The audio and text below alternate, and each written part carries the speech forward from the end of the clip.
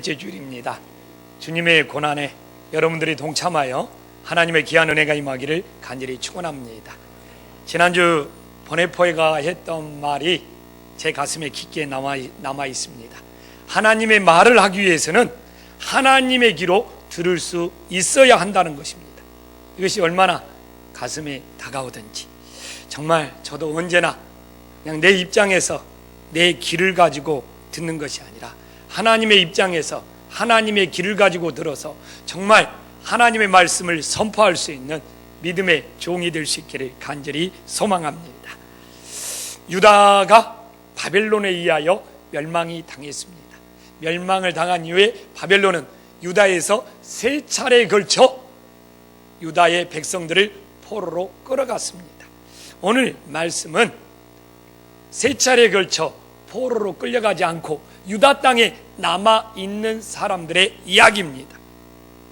바벨론은 유다 땅에 남아있는 사람들에게 총독을 세워서 어느 정도 자치권을 주었습니다. 그러나 이스마엘 일당이 뭔가 불만을 품고 바벨론이 세운 유다의 총독 그다랴를 살해하게 됩니다. 그것이 바로 에레미야 41장 2절에 이 이스마엘 일당이 유다의 총독 그다랴를 칼로 살해한 이야기가 나오고 있습니다. 다행히도 오늘 말씀에 등장하는 요한왕과 그의 군사들이 총독을 살해한 이스마엘 일당을 진압하고 남은 백성을 찾아서 돌아옵니다. 이 이야기가 에레미야 41장 16절에 나와 있습니다. 그리고 이제 이 요한왕과 그의 군대들은 남은 백성을 이스마엘 일당에서 다 찾아갖고 데리고 온 다음에 오늘 1절과 2절에 나온 것처럼 높은 자에서부터 낮은 자에게까지 다 에레미야에게 나와서 하나님 앞에 기도를 부탁하고 있습니다. 오늘 이 남은 자들이 하나님 앞에 부탁하는 그 기도의 내용에 정말 진정성과 그들에게, 남은 자들에게 하나님은 어떤 대상이었는지 오늘 하나님이 주시는 말씀을 통하여 우리 삶에 적용하고 귀하게 은혜 받는 소중한 시간이 될 수 있기를 간절히 축원합니다.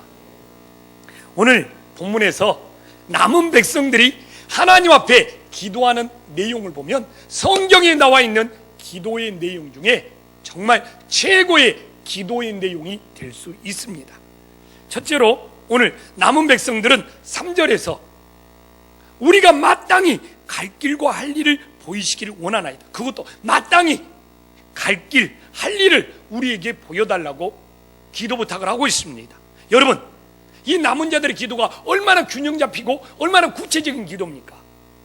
갈 길, 할 일, 기도가 추상적이거나 막연하지 아니하고 굉장히 구체적이고 그냥 단순히 갈 길만 아니라 그 가는 길 속에 내가 해야 될 일이 무엇이냐, 너무나 균형 잡힌 기도를 하나님 앞에 드리고 있습니다. 또한 둘째로 5절에 가보면 우리에게 이르시는 모든 말씀을 행하리이다. 하나님의 말씀을 부분적으로 지키겠다는 것이 아니라 하나님의 말씀을 온전히 지키겠다는 겁니다. 하나님이 나에게 어떤 말씀을 하든지 부분적으로가 아니라 모든 말씀, 온전한 말씀을 지키겠다고 이들은 기도 부탁을 하고 있습니다. 또한 세 번째로 가보면 오늘 6절에 정말 남은 백성들이 자기 마음에 우리에게 좋든지 좋지 않든지 그것을 막론하고 하나님 앞에 순종하겠다고 6절 말씀에서 고백을 하고 있습니다.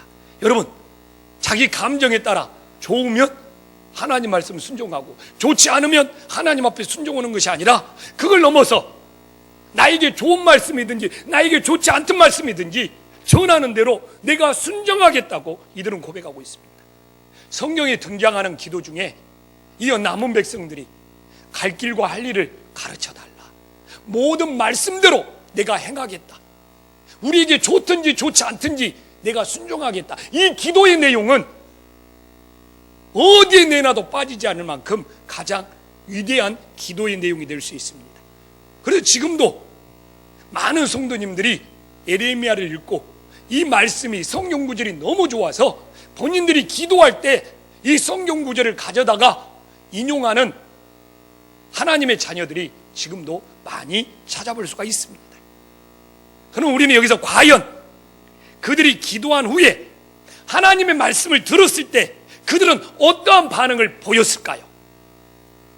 오늘 7절 보니까 10일 후에 여호와의 말씀이 에레미야에게 임하고 에레미야는 하나도 남김없이 그들에게 다 전합니다.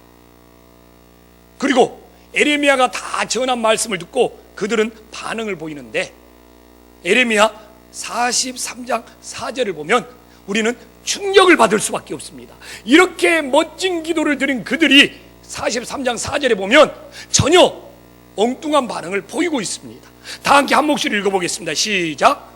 이에 가레의 아들 요하난과 모든 군 지휘관과 모든 백성이 유다 땅에 살라 하시는 여호와의 목소리를 순종하지 아니 어떻게 순종하지 않을 수 있습니까? 그리고 43장 7절에 보면 이들은 유다 땅에서 살라는 하나님의 말씀을 불순종하고 어느 땅으로 내려가 버려요? 애굽 땅에 이미 들어가 버립니다. 그리고 여호와의 말씀을 순종하지 않아요. 저는 여기를 보면서 세상에 성경에 등장하는 가장 위대한 기도의 내용을 들여놓고 세상에 이처럼 완전히 청개구리처럼 하나님의 말씀에 이렇게 불순종할 수 있는가 하면서 제 마음에 이 말씀을 묵상하면서 뼈저리게 다가오는 것은 얼마나 하나님 앞에서 기도를 잘할 수 있느냐, 이것이 중요한 것이 아니라 내가 얼마만큼 하나님 앞에서 순종할 수 있느냐, 이것이 얼마나 중요한지 뼈저리게 느낄 수 있었습니다. 우리는 누가 기도하면 왜 이렇게 기도를 잘해요? 너무 기도 잘해서 부럽습니다. 나는 왜 이렇게 앞에 나가면 기도를 못하지? 이런 것들이 중요한 것이 아니라 하나님 앞에 얼마만큼 순종할 수 있느냐, 이것이 중요하다는 거예요. 그래서 사실 누가 왜 이렇게 기도를 잘하지? 나는 왜 이렇게 기도를 못하지? 이거 다 그런 걸 이야기하고 나누는 것이 껍데기에 불과할 수 있는 거예요. 기도를 얼마나 잘하면 어떻고, 또 기도를 좀 담력이 부족해서 앞에 와서 떠듬거리면 어때요? 그런 것 가지고 믿음을 평가하려는 것은 오늘 그러면 이 남은 자들의 기도가 최고의 기도고 최고의 믿음이게요? 하나님은 그것이 아니라는 거예요. 얼마만큼 기도를 잘할 수 있느냐가 아니라 하나님 앞에 얼마만큼 어느 정도 순종할 수 있느냐.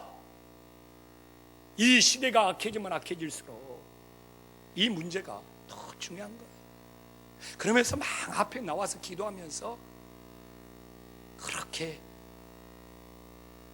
정말 몸부림치고 막 미사여구 사용하고 이럴 필요 없는 거예요. 그냥 진실하게만 하면 되는 거예요. 진실하게 자기가 행할 수 있는 것만 기도하면 되는 거예요.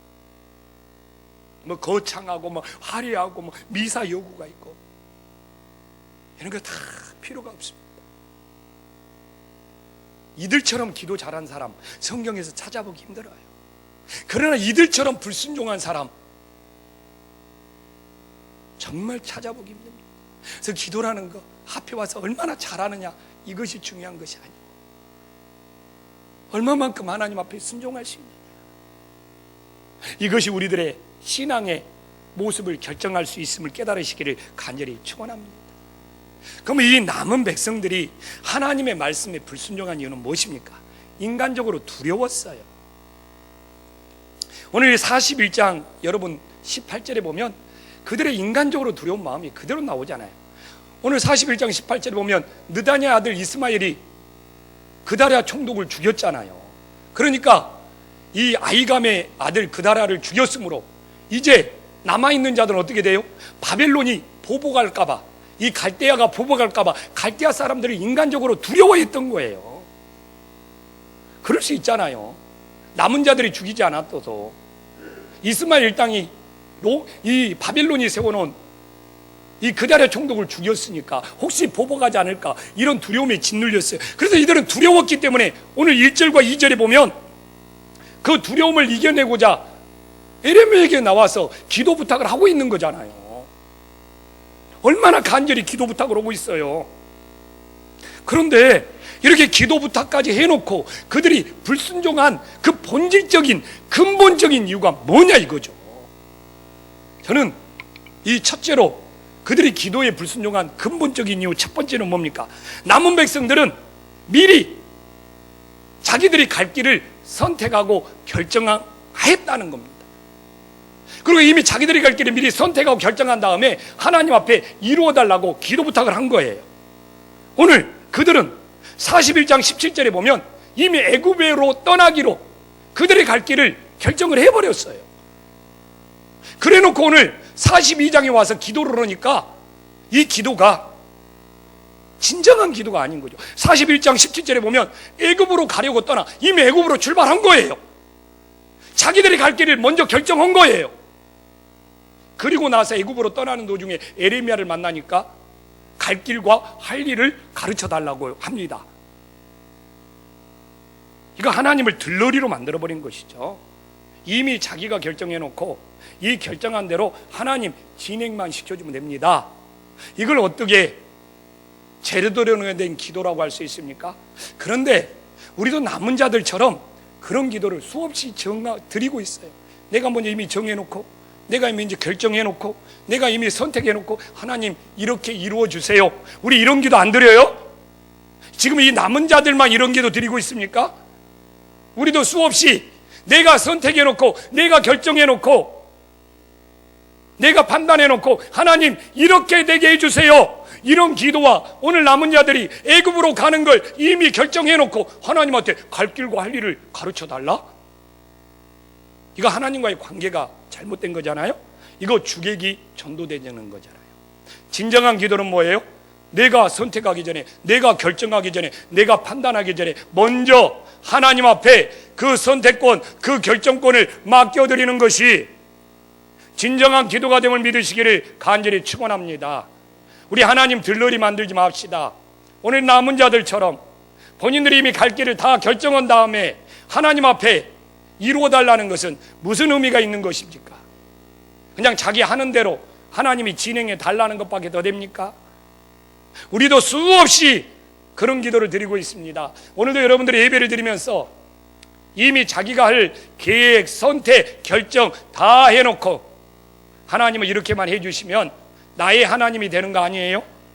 그렇지 않으면 당신의 하나님이 되는 거고, 우리 진정한 기도, 내가 선택하기 전에, 결정하기 전에 그걸 하나님 앞에 맡겨드릴 때 우리의 기도는 성숙한 기도, 진정한 기도가 됨을 믿으시기를 간절히 축원합니다.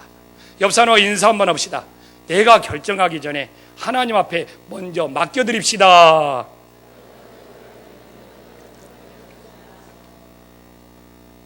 그들이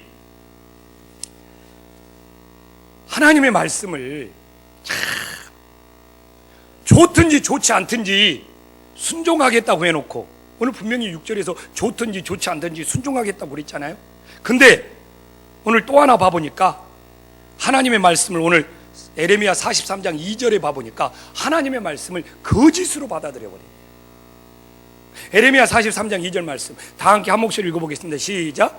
호사야 아들 아사랴와 가레야 아들 요하난과 모든 오만한 자가 에레미야에게 말하기를 내가 거짓을 말하는도다.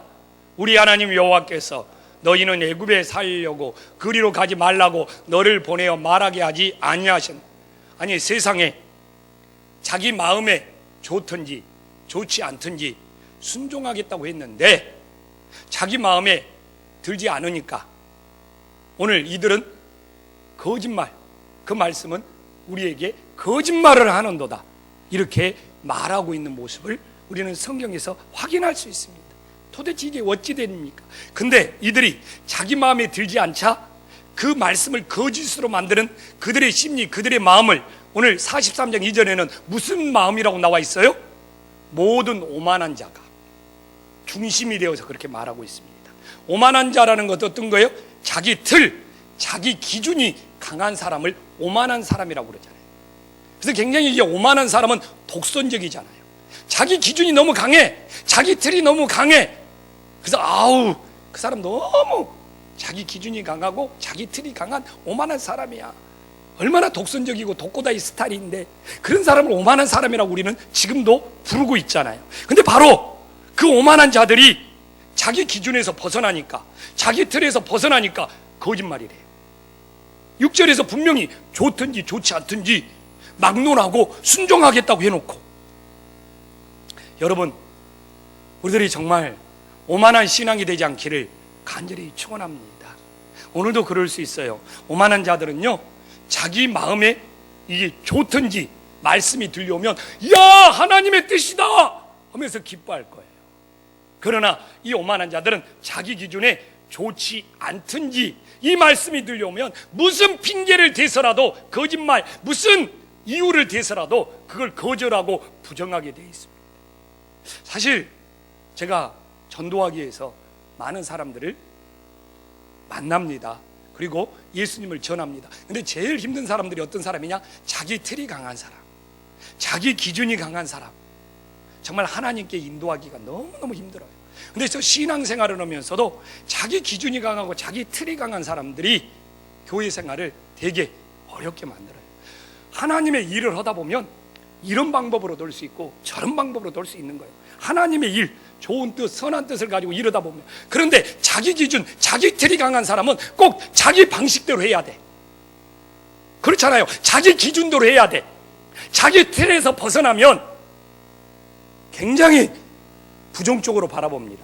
그렇게 해도 하나님의 일을 할 수 있는데 자기 기준이 강하고 자기 틀이 강하다 보니까, 그리고 심지어는 옳은 것일지라도, 하나님의 말씀이 옳은 것일지라도 이 자기 기준, 자기 틀이 강한 오만한 사람은 그걸 끝까지 부정해버리는 것을 우리들이 알 수 있습니다. 그래서 저는 이에 반하여 하나님 앞에 겸손한 사람은 어떤 사람이냐? 자기 기준, 자기 틀을 내려놓는 사람, 그리고 내 마음에 좋든지 좋지 않든지 하나님의 말씀이면 막론하고 순종하는 거예요. 정말 하나님 앞에서 가장 무서운 적이 내 기준이 강한, 내 틀이 강한 이 오만함일 수 있어요. 이런 사람들은 좋은 것은 흡수하지만 아무리 옳은 것일지라도 자기 틀에서 벗어나면 거부하는 거예요. 이런 사람들이 교회 일을 하려고 하면 자기 기준하고 안 맞으면 부딪히는 거예요. 여러분, 내 기준, 내 틀하고 맞춰서 이 많은 사람들이 어떻게 일할 수 있겠습니까? 이 오만함에서 내려와야 돼요. 그럴 때 하나님의 겸손함이 임하고 내 마음에 좋든지 좋지 않든지 그것이 하나님의 말씀 옳은 것이라면 순종할 수 있는 은혜가 임할 수 있기를 주님의 이름으로 간절히 축원합니다. 또한 오늘 우리들이 보면은 이 남은 백성들은 뭐예요? 나의 하나님을 만나지 못했어요. 이거 아주 중요합니다. 오늘 저는 놀랐어요. 2절, 3절, 5절을 보면 당신의 하나님이에요. 2절에도 중간 정도 가보면 당신의 하나님이라는 거예요. 3절을 시작하면서도 당신의 하나님, 에레미야의 하나님이라는 거예요. 5절을 보면서도 당신의 하나님이라는 거예요. 이 남은 자들에게는 하나님이 자기의 하나님, 나의 하나님이 아니고 누구의 하나님? 당신의 하나님이라는 거예요. 그들은 나라가 멸망되고 그들의 인생의 두려움 때문에 하나님이 자기의 하나님으로 받아들이지 못하고 멀리 느껴지는 하나님, 당신의 하나님으로 지금 그들에게는 다가오고 있는 거예요. 여러분, 우리는 나와 하나님의 관계가 친밀한 관계, 정말 가까이 있는 관계, 나의 하나님으로 내야지. 내 인생이 힘들고 내 인생이 무너졌다고 하나님과 거리감이 느끼고 당신의 하나님이 되는 어리석음을 범하지 않기를 주님의 이름으로 간절히 축원합니다. 제가 어제 저녁 때 홈플러스 갔다가 깜짝 놀랐어요. 홈플러스가 우리 딸내미랑 홈플러스에 가서 저녁을 해결하려고 갔는데 우리 이규화 집사님네를 만났어요. 근데 유치부에 다니는, 우리 유치원에 다니는 여기 유치부 윤희와 준이를 만난 거예요. 너무 반가워요. 애들이 막 나한테 웃으면서 막 손을 흔들어요. 그래서 내 가까이 다가오길래 애들이 너무 반갑게 맞이해서 내가 누구냐 물어보니까 너 조금도 고민 없이 주저함 없이 예수님 그러는 거예요. 뭐 좀 망설이고 그런 것도 없어. 얘들이 막 저를 아는 척하니까 너무 이쁘잖아요. 그래서 이리 와서 내가 누구니? 그러니까 아무런 고민 없이 바로 예수님 또 그러는 거야. 아, 정말 얼마나 두렵고 떨렸겠습니까? 이 유치부 이 순전한 애들이 저를 그렇게 바라본다는 것이 그 뒤로는 굉장히 충격이었어요. 그래서 이규하 집사님한테 항상 이러냐고. 근데 조금도 흔들림 없이 그렇게 한다고. 여러분, 우리는 하나님과 어떤 관계입니까?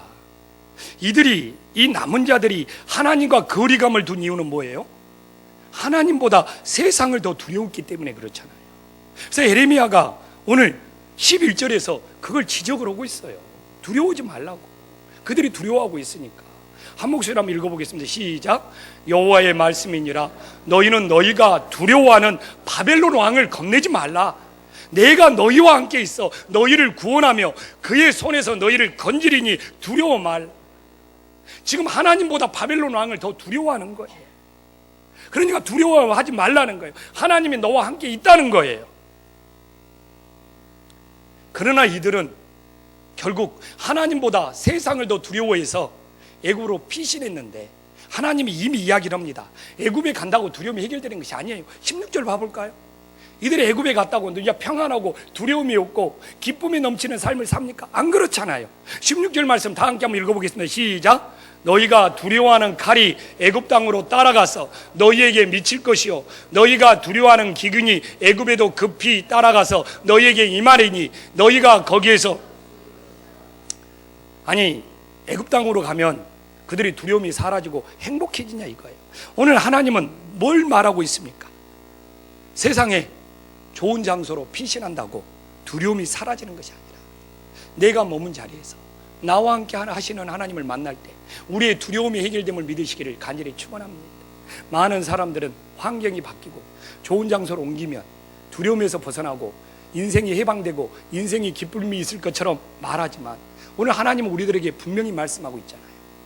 너희들이 장소를 바꾼다고 모든 두려움이 해결되는 것이 아니라 하나님이 너희와 함께함을, 하나님이 나의 하나님이 됨을 내가 고백하고 믿을 때 거기에서 하나님의 은혜가 임한다는 것을 우리 성도님들이 오늘 이 말씀을 통하여 다시 한번 깨달을 수 있기를 간절히 축원합니다.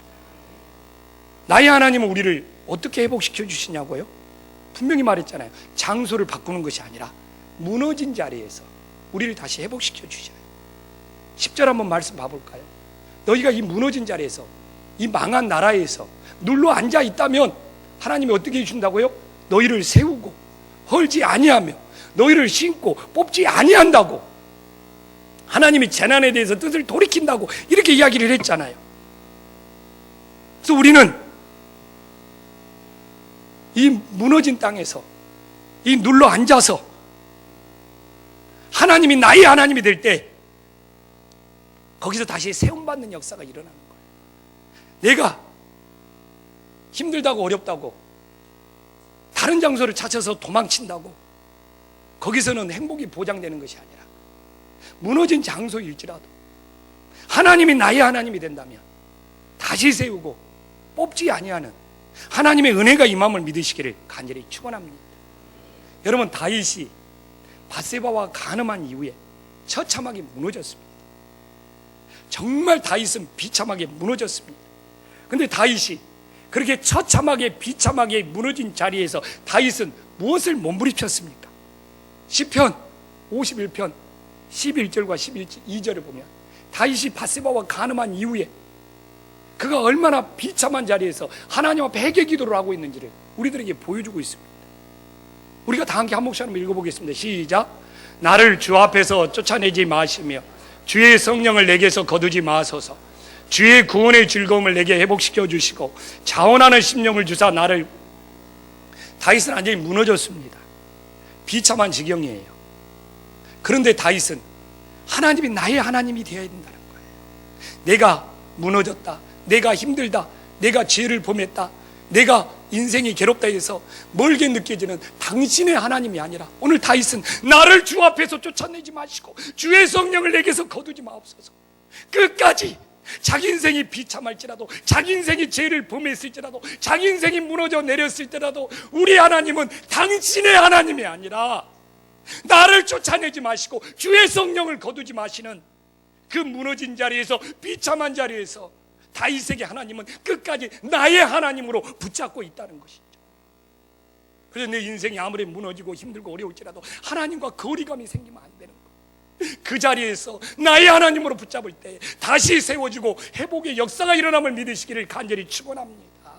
그래서 오늘 12절에 뭐라고 합니까? 주의 구원의 즐거움을 내게 회복시켜 주시고, 그 무너진 자리에서, 비참한 자리에서 하나님이 나와 멀어지면 안 됩니다. 내가 하나님 앞에서 떠나면 안 됩니다. 하나님은 나의 하나님이 되어야 됩니다. 나의 하나님이 이 무너진 자리에서 다시 구원의 즐거움을 회복시켜 달라고,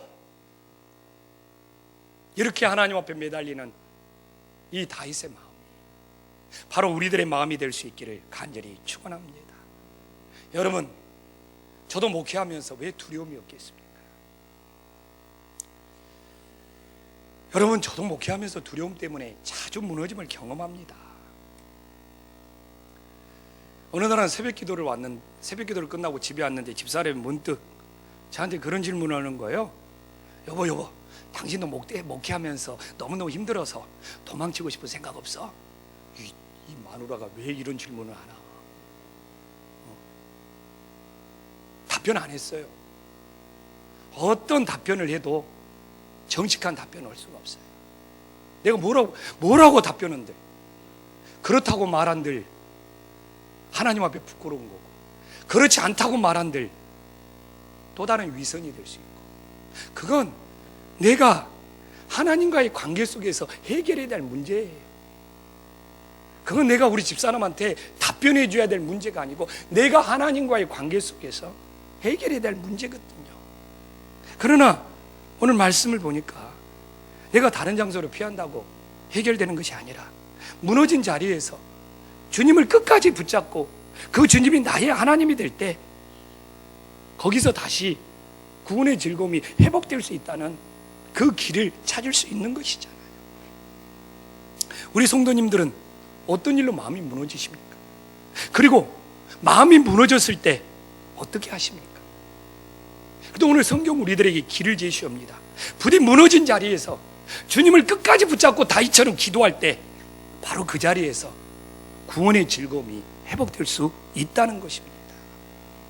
여러분, 어찌 보면 인생은 끊임없이 무너짐의 연속입니다. 오늘도 여기에 나온 우리들이 무슨 세워져서 기뻐서 나오는 사람들보다 자녀의 문제로, 또한 사업의 문제로, 또한 건강의 문제로, 인생의 가지가지 문제로 다 무너져서 여기에 나와 있을 수 있습니다. 그러나 다른 어디에 무슨 좋은 장소, 피할 수 있는 장소가 아니라 그 무너진 자리에서 하나님이 당신의 하나님으로 느껴지는 것이 아니라, 무너졌을지라도 그 하나님이 나의 하나님이 되어서 그 하나님을 붙잡고 기도할 때 바로 그 자리에서부터 다시 회복의 길이, 회복의 은혜가 우리 성도님들에게 이 마음을 믿으시기를 주님의 이름으로 간절히 축원합니다. 이 시간 하나님 앞에